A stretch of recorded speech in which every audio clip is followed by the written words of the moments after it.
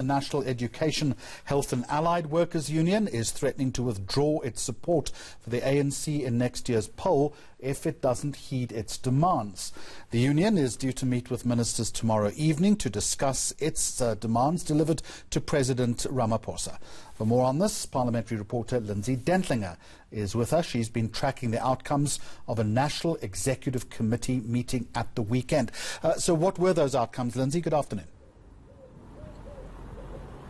Good afternoon, Jeremy. A whole host of them. Essentially, Nehawu deciding for now not to put a date on that nationwide strike that they've been threatening for some time. They will continue with their lunchtime pickets. And they're saying they're going to allow more time for their leaders to meet with various government ministers to discuss their concerns. Chief among those, as we know, saying that their workers are not being adequately protected on the front line of this pandemic.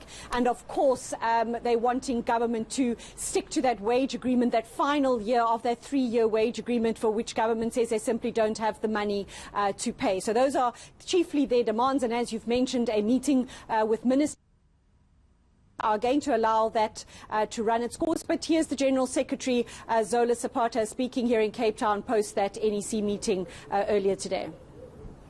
The National Union will continue with lunch hour demonstrations as from today in all workplaces, particularly in strategic workplaces across provinces, whilst continuing discussions with the Office of the President or representatives appointed by the President to respond to the demands contained in our memorandum. Simultaneously, the National Union will continue to have sectoral meetings with different ministers of different departments on all our demands. These meetings include ministers of the following ministers: health, employment and labor, social development, higher education and training, science and technology, and the public service and administration, including SASSA and parastatals. Another special National Executive Committee meeting will be convened in 2 weeks' time to receive a detailed report on the discussions and the outcomes of these meetings, in order to assess whether or not they are making a headway in responding adequately and positively to our demands for the benefit of our members and workers.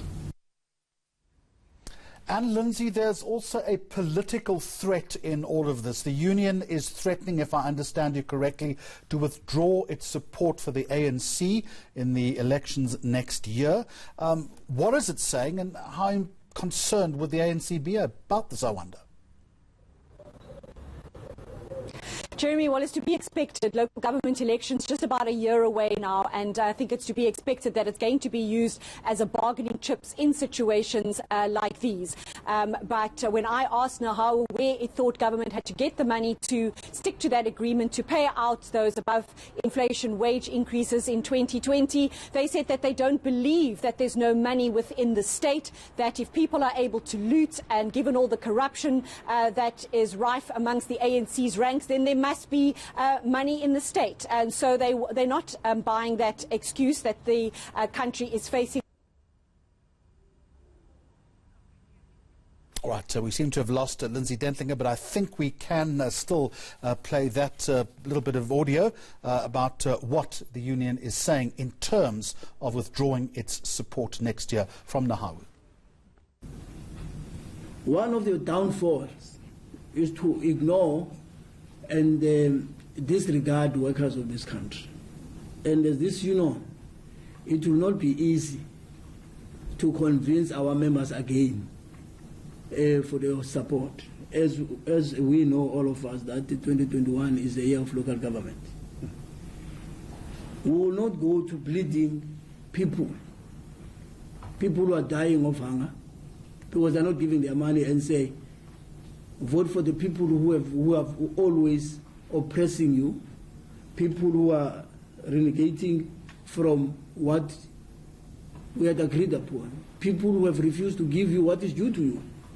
We will not have that. So we are going formally to the ANC just to raise that because it's the ANC that deploys in this government, that your ministers are now working contrary to what we have been to what we have understood as your role in the context of being a liberation movement in terms of improving the lives of our people and also improving the conditions of workers.